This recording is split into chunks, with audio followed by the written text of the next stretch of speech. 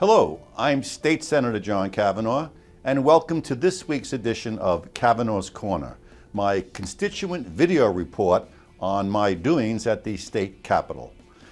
This week we'll be discussing my bills that were passed out for the week of February 27th to March 3rd.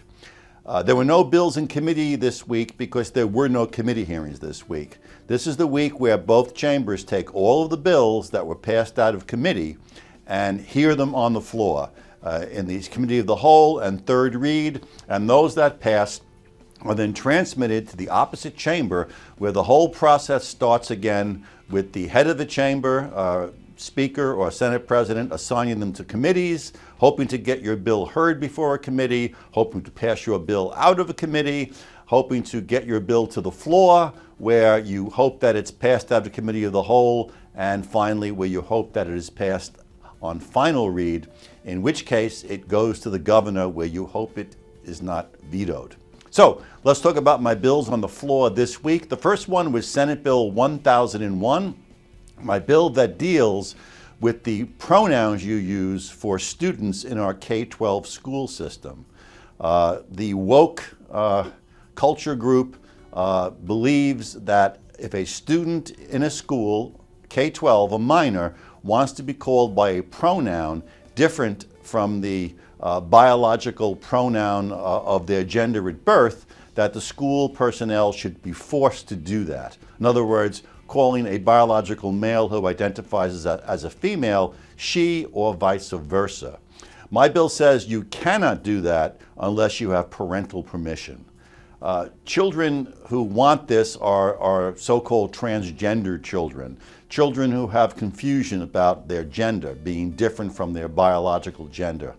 And that is a psychological problem for many of these students. Even proponents of these students admit that they often suffer depression and even suicidal thoughts.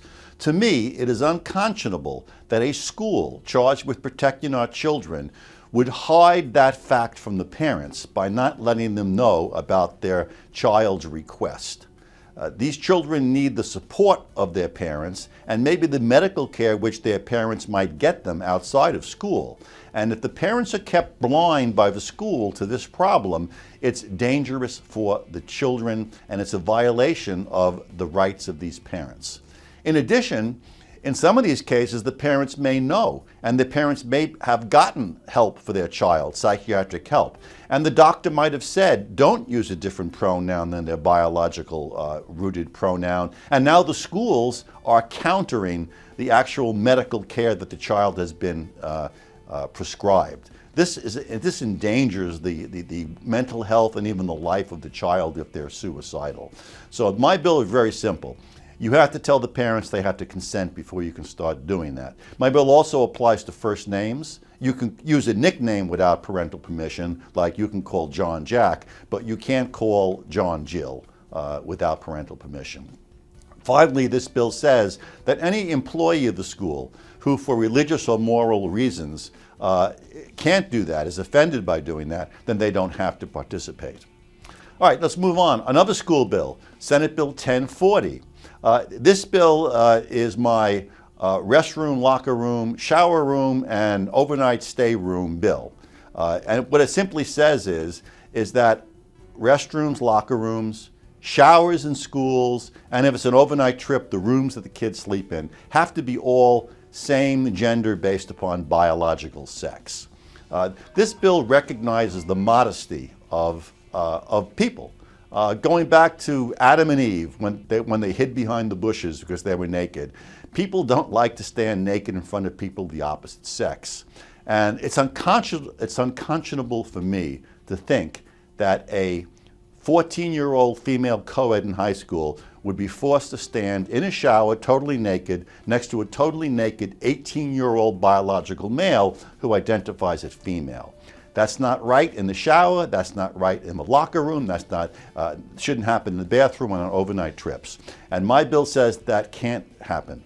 However, my bill also says that schools must make reasonable accommodations to students that will not or cannot be in the same biological sex facility. And that means give them a single-use facility or schedule the other facilities at certain times for the use of these other students. Everybody gets taken care of and accommodated, but we respect the modesty of our students. Moving on, I had a couple bills dealing with probate. Now, probate has to do with the government appointing somebody to take care of somebody's affairs when that person can't do it themselves, either because they're underage, maybe their parents died, or perhaps they're older and they've lost their mental facilities.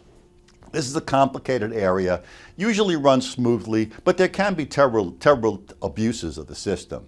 So I have two bills. The first one, 1038, is going to establish a study panel to look into changes in this overall system. This is so complicated, and there are so many actors here, lawyers, court officials, family members, that it's going to take some time to really dig deep into the bills, and we want to do it right. So we're going to have a study committee that's going to meet after we adjourn this session, if we ever adjourn, and start again next January.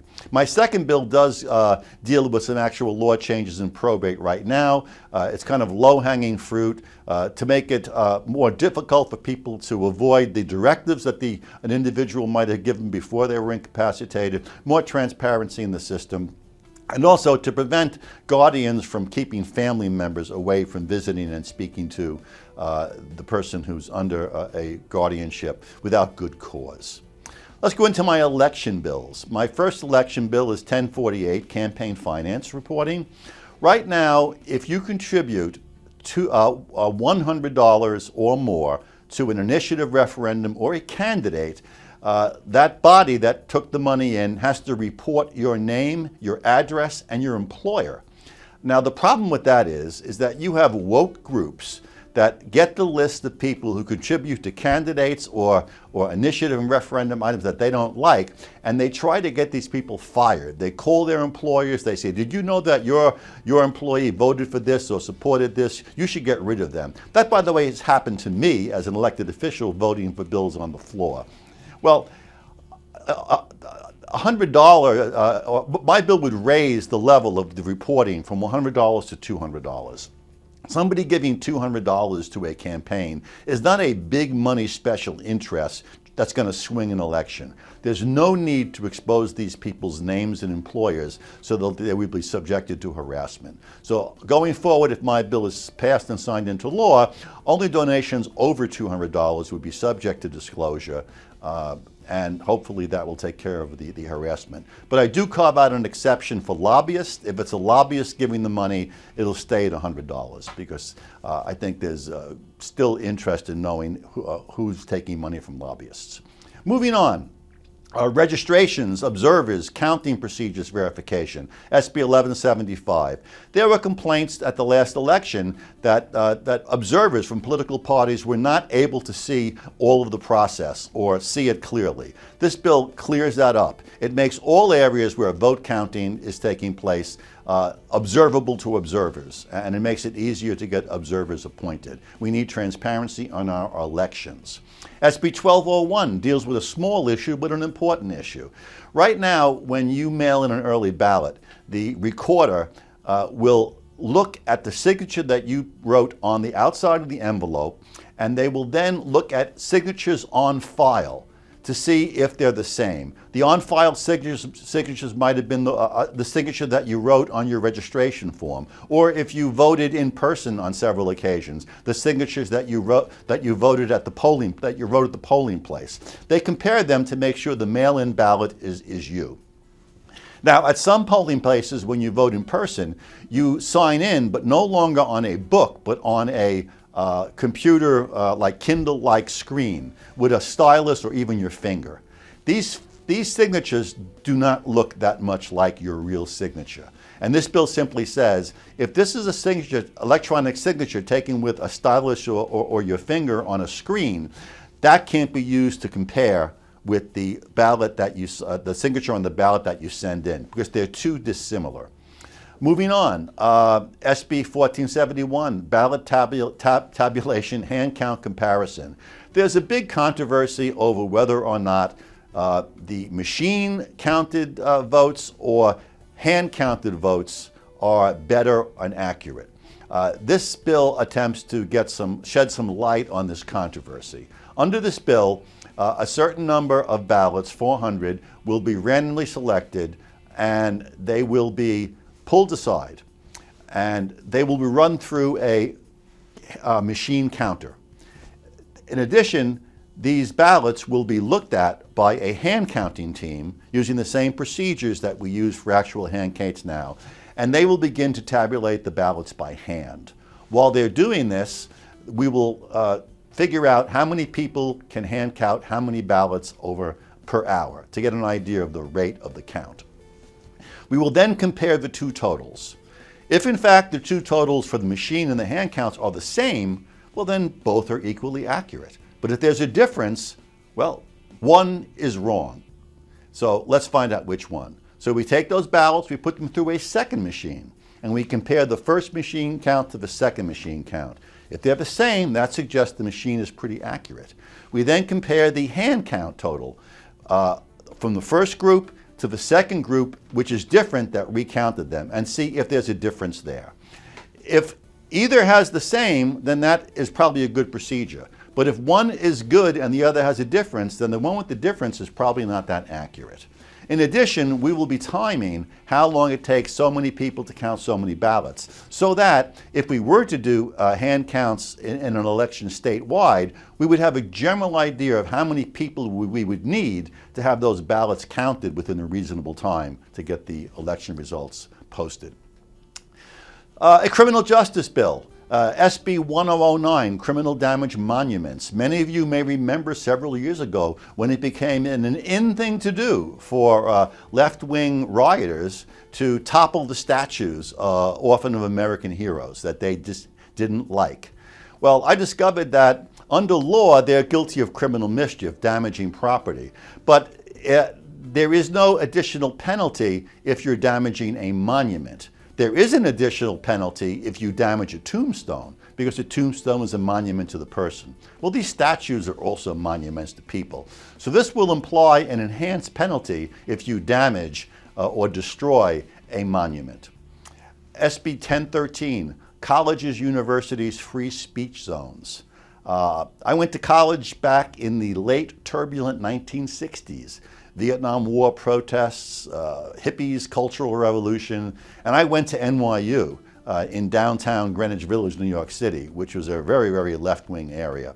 I, of course, even then was a conservative, and I was involved with many conservative political groups on campus, and we battled the SDS, and we battled ideas. And you know what? NYU was a totally open free speech campus. As long as you weren't disrupting classes or stopping people from walking by, and you were legally allowed to be where you're at, you could do all the politicking and proselytizing that you wanted. And this bill puts that policy here in our Arizona public community colleges and universities. Some of them have free speech zones where you can only give out pamphlets or get signatures or advocate in fenced off areas. That's like North Korea. So this bill simply says, if you're on a college campus and you have a legal right to be where you're at, and you're not blocking people and you're not disrupting anything, then you can do and say whatever you want that's legal. We're going to restore the First Amendment to our universities, long overdue.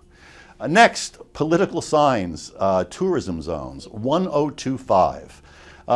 Maybe 10, 15 years ago, we passed the law that municipalities could not ban political campaign signs on the side of the road in the rights of ways, because some municipalities were banning campaign signs. Now, you know, if you're the incumbent with great name recognition, then that's great for you, because your challengers can't get their names out to the public, and name recognition is a big part of getting votes. So we passed a law saying that a certain period of time before the general and the primary, municipalities have to allow signs on their streets.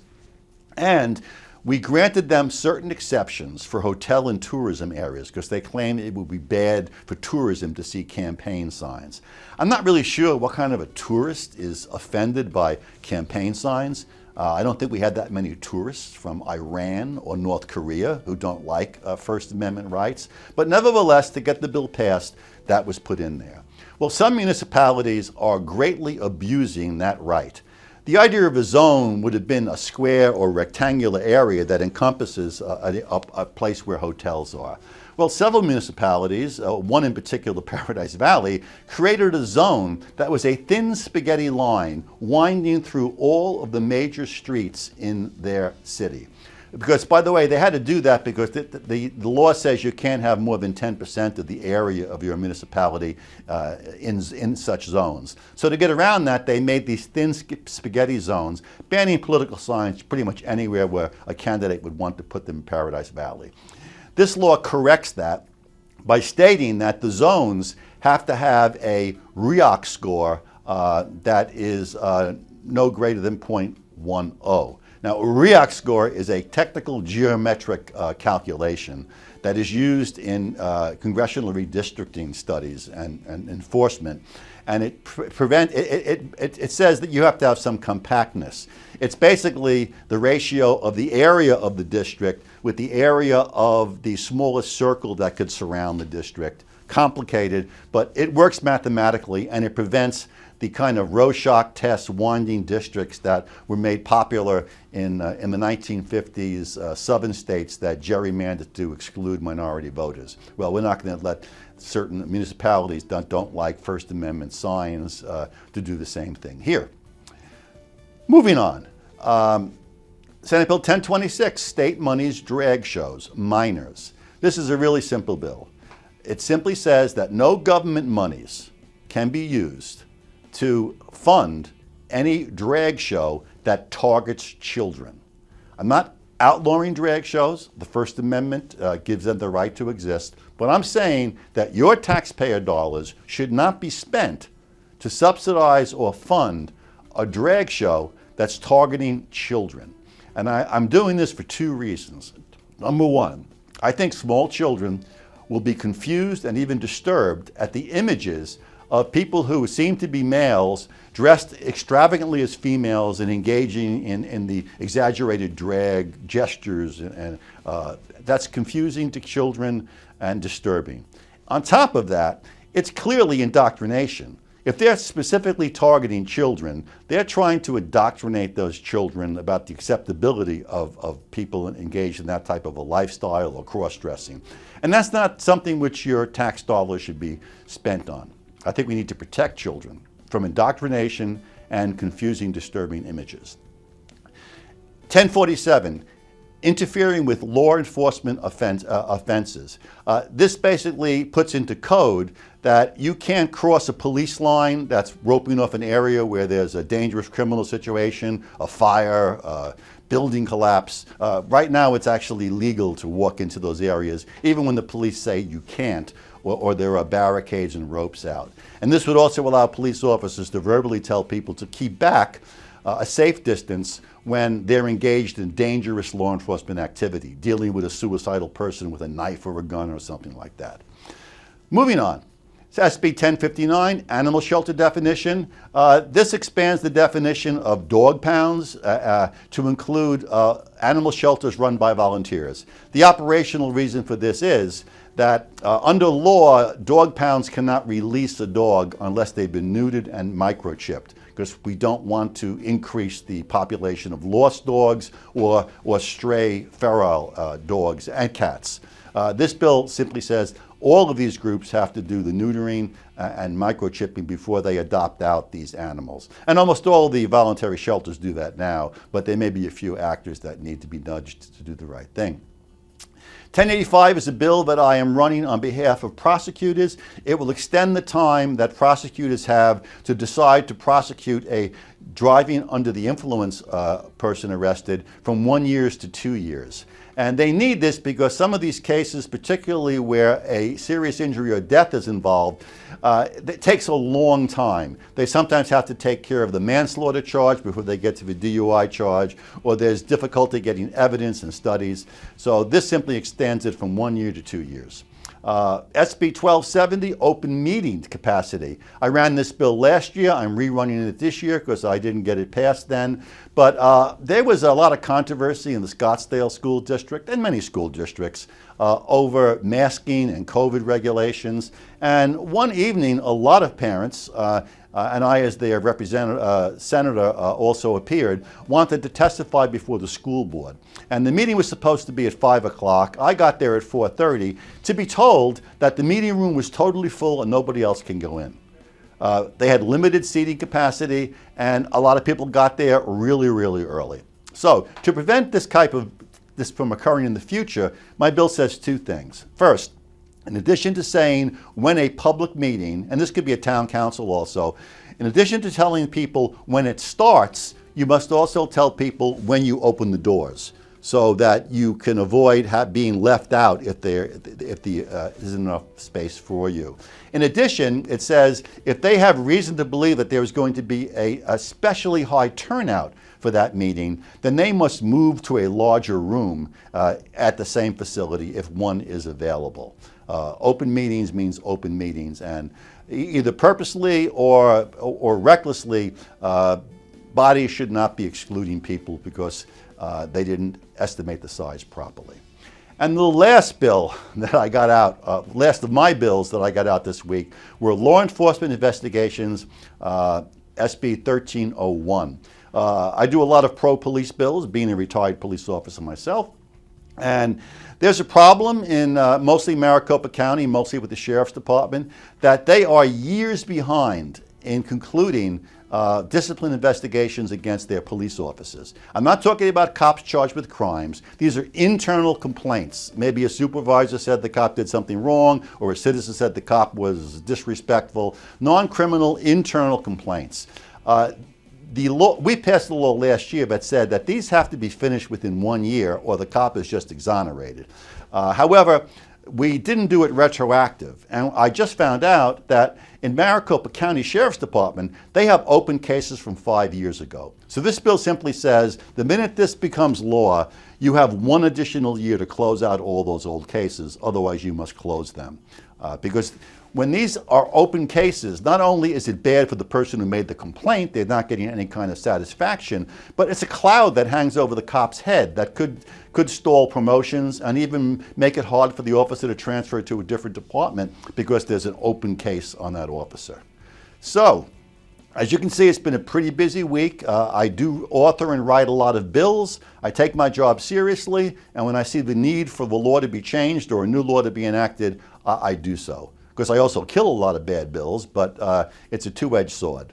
So that's it for this week's Kavanagh's Corner. Again, I'm State Senator John Kavanagh, and tune in next week when I'll tell you about what's happening with my bills that are now in the other chamber. Thank you. I'm State Senator John Kavanagh.